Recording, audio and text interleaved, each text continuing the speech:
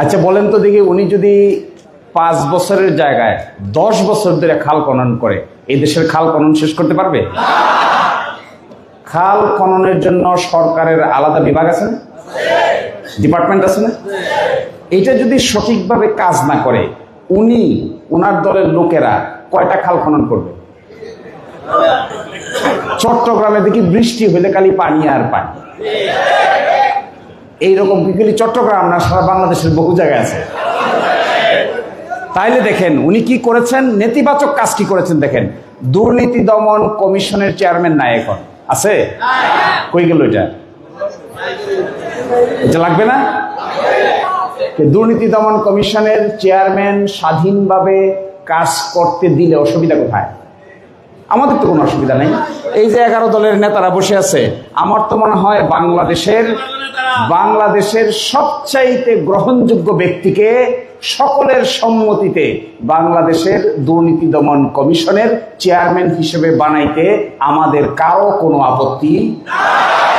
আপনাদের কেন? আপনাদের আপত্তি কেন? বাংলাদেশ ব্যাংকের গভর্নর বানাইছেন ওনারা, দেখেন নাই? কারে বানাইছেন? আমার মনে হয় ভারতীয় উপমহাদেশের ইতিহাসে কোন গার্মেন্টস ব্যবসায়ীকে এই ভারতীয় উপমহাদেশের কোন দেশে কোন কালে কখনো কোন ব্যাংকের গভর্নর বানানো হয় না। তো ভালো কাজ করেছেন, একদিকে খাল খনন করেন, আরেকদিকে বাংলাদেশ ব্যাংকের গভর্নর যার ইচ্ছা তার বেরোতে পারেন। তো হইল কথাটা। এরপরে সবগুলো বিশ্ববিদ্যালয়ের ভিসি দলীয় তল্পি বাহক লোকদের বিশ্ববিদ্যালয়গুলোর ভিসি বানাইতেছে। কেন? বিশ্ববিদ্যালয়ে প্রেস্টিজিয়াস সম্মানিত ডক্টরেট ডিগ্রি করা, দেশে বিদেশে লেখাপড়া করা অত্যন্ত সম্মানিত প্রফেসররা আছে না? তাদেরকে ভিসি বানাইলে বিশ্ববিদ্যালয় ভালো হবে না খারাপ হবে? তাহলে দলীয় গুন্ডা সান্ডাদের বানাইতে হয় কেন? গুম আইন বাদ করেছেন, নিজেও গুম হয়েছেন, তারপরেও গুম আইন বাদ করেছেন। তারপরে দেখেন তথ্য অধিকার আইনের সংশোধনী বাদ করেছেন। তথ্য অধিকার আইনের সংশোধনীতে কি ছিল জানেন? তথ্য অধিকার আইনের সংশোধনীতে ছিল বাংলাদেশের সকল সরকারি এবং স্বায়ত্তশাসিত প্রতিষ্ঠানগুলো তাদের প্রতি বছরের অডিট রিপোর্ট তাদের ওয়েবসাইটে প্রকাশ করবে। আচ্ছা বলেন তো, চট্টগ্রাম সিটি কর্পোরেশনের 1 বছরের অডিট রিপোর্ট চট্টগ্রাম সিটি কর্পোরেশনের ওয়েবসাইটে প্রকাশ পাইলে বাংলাদেশের জন্য কি ভালো হইতো না খারাপ হইতো? এটা বাদ করছেন কেন?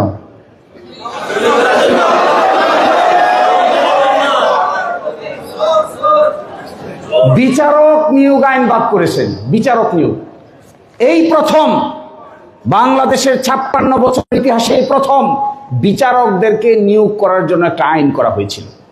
এই আইনে ছিল 9 জন সদস্য থাকবেন। এই 9 সদস্য মিলে বিচারক কারা হতে চান তাদের সকল ডাটা সংগ্রহ করে প্রধান বিচারপতি সিদ্ধান্ত নেবেন। সেই সিদ্ধান্তটা প্রধান বিচারপতির পরামর্শটা রাষ্ট্রপতির কাছে পাঠাবেন। পাঠানোর পরে রাষ্ট্রপতি তার মধ্য থেকে একজনকে বিচারক নিয়োগ দিবেন। এই সিস্টেম কি ভালো ছিল না খারাপ ছিল? বাদ দিছেন কেন? বাদ দিছেন তো হলো টেবিলের নিচে দেয়া যারে মনে চায় তারে বিচারক বানানো। আমি বাংলা কথায় বুঝি, তল্পি বাহক বিচারক হইলে আপনাদের জন্য সুবিধা হয়, আমাদের জন্য তো ভাই কোনো সুবিধা না।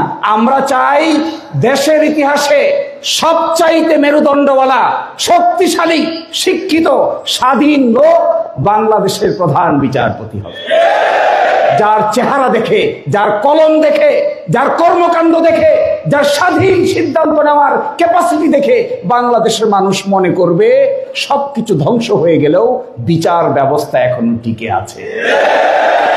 আপনারা চান কেন? আপনারা পকেট থেকে বাইর করে বিচারক বানাইতে চান, ডাইন পকেট থেকে একজন, বাম পকেট থেকে একজন। আমরা তো এটা চাই না। No one else. এখানে দাঁড়ায় তাকে দেখেন, যত নেতৃবৃন্দ আছে একজনও তল্পি বাহক বিচারক চান না। বাংলাদেশের মানুষ চায় তল্পি বাহক বিচারক? সরকারের বিরুদ্ধে মাথা উঁচু করে রায় দিতে পারে এই ধরনের বিচারক আমরা চাই। আমি অন্যায় করলে আমাকে জেলে নিয়ে যাবে এই ধরনের বিচারক আমরা চাই। জনাব কর্নেল ওলি আহমেদ, তিনিও যদি অন্যায় করেন তাকেও জেলে নিয়ে যাবে। এই ধরনের বিচার ব্যবস্থা আমরা চাই। আপনারা চান না কেন? হেতু কি? আমি কি বলছি যে আপনারা ওনাদের চোর বলেন? আমি তো বলি নাই, এগুলো সব আপনাদের নিজস্ব কথা। লাস্টের কথা বলি, শেষ করে দিচ্ছি। তাহলে সংবিধান কি? কি চেয়েছিলাম আমরা? সংবিধান হলো জনগণের সাথে চুক্তি। চুক্তিটা আমরা করেছিলাম 72 সালে, কিন্তু চুক্তিটার বিভিন্ন ধারা উপধারা পরিবর্তন হয়ে গেছে। 5ই আগস্টের পরে আমরা নতুন চুক্তি করতে চেয়েছি। এই চুক্তিটার সংস্কার করতে চেয়েছি, কিন্তু সংস্কার করতে দিচ্ছে না। আশ্চর্য। আমি লাস্ট 1 মিনিট নিয়ে বলে দিচ্ছি। দেখেন, গণভোটের প্রশ্নটা নাকি ওনারা বুঝেন না। আমি পড়ে শোনাই, আপনারা বুঝেন কিনা দেখেন।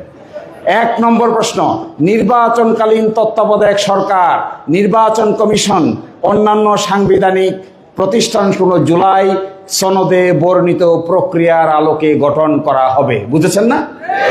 তত্ত্বাবধায়ক সরকার চান না? ইলেকশন কমিশন স্বাধীন চান না? আমরা তো বুঝি, ওনারা বুঝে না কেন?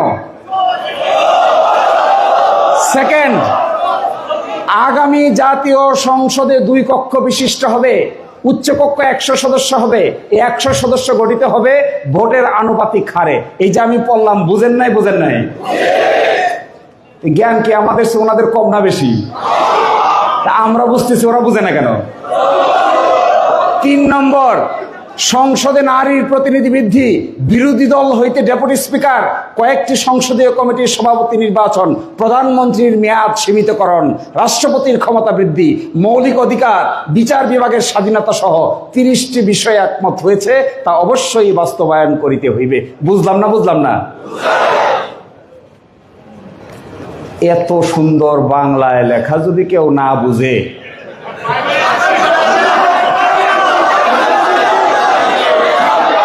তাহলে তো বোঝা যাবে, বাংলা ভাষাভাষীর চাইতে ভিন্ন কোনো ভাষার প্রতি আগ্রহ বেশি।